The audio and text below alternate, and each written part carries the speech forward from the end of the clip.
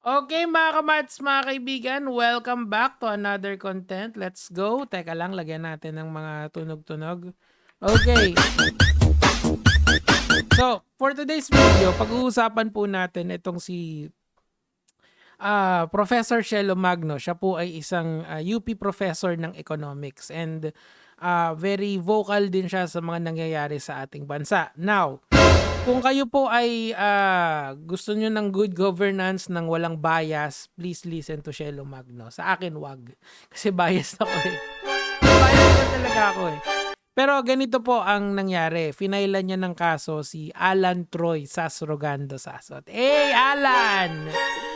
GG ka, Alan. Well, complaint affidavit pa rin naman yan. Kaso nga lang, when you are with a lawyer, sigurado kailangan sumagot ng kalaban sa allegations nyo. Kasi siseryosohin yan most of the time. Okay?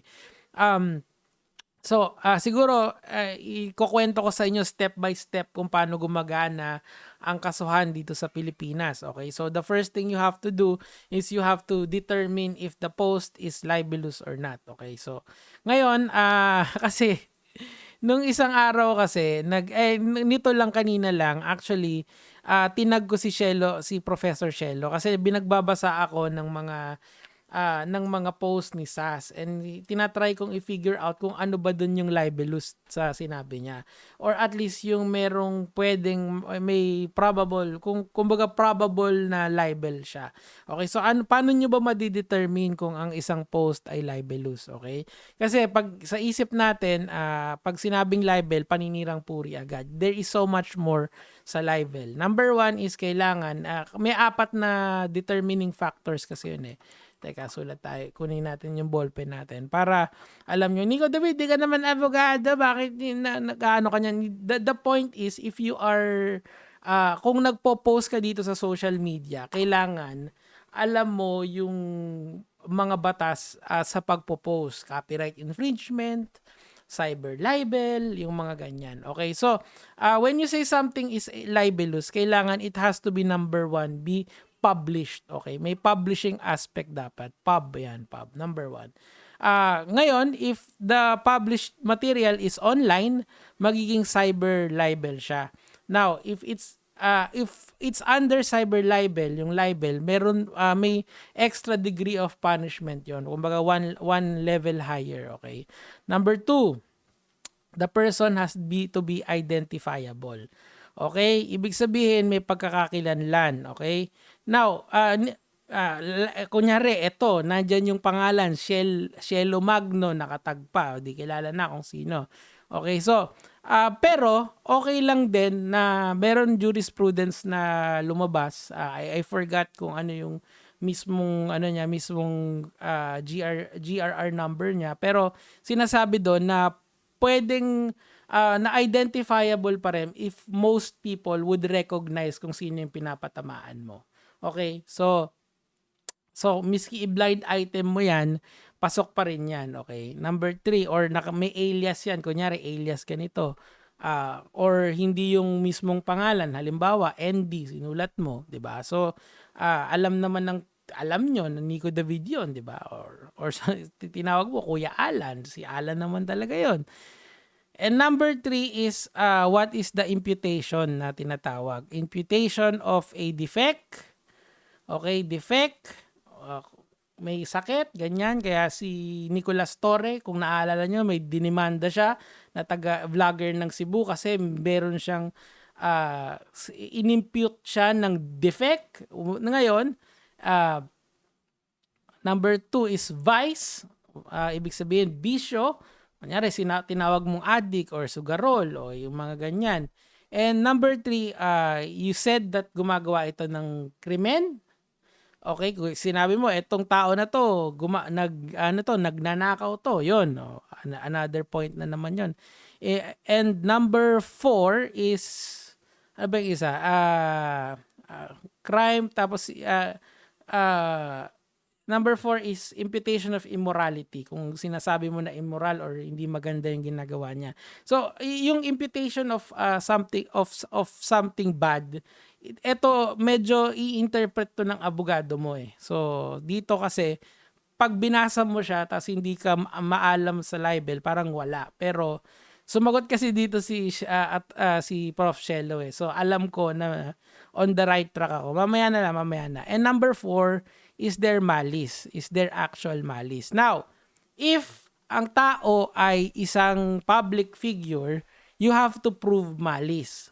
Pero kung ang tao ay hindi public figure, ibig sabihin private citizen siya, malice is presumed. Hindi na kailangan tong fourth na to. Itong tatlo lang yung kailangan pagbasihan. So, since si Sas and si Prof. Shelo are both mga public figures kasi they have massive following such as myself, kailangang i-prove ni Prof. Shelo na merong something malicious na sinabi si Sas doon sa mga postings niya. Now, ako kasi, syempre, nagbabrowse lang ako kanina. Nasa ako nito eh. Nasa labas lang ako eh. Ano ba tong mga to? Okay. Eto, sabi ni Prof dito, marami daw. Linek pa ni Prof, hindi.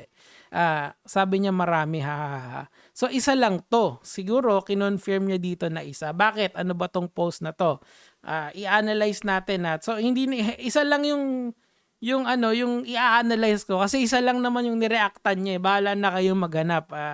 Pero gets nyo na sana yung idea kasi nga nasabi ko na kung paano. Shelo Magno, hindi pwedeng sabihin mo na ayaw mo sa any form of corruption if you are conniving with an akbayan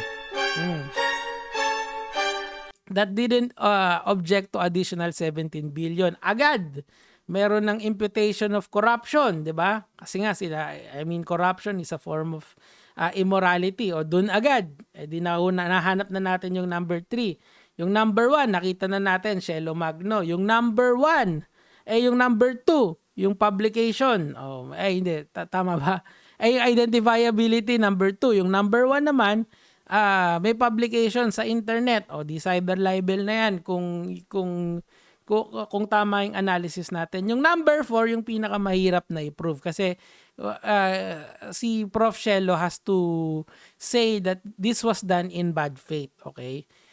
Basahin natin. Hindi mo pwedeng sabihin na ayaw mo sa any form of corruption if you are conniving with akbayan with that didn't object to the additional 17 billion budget of the House of Representative during the BICAM.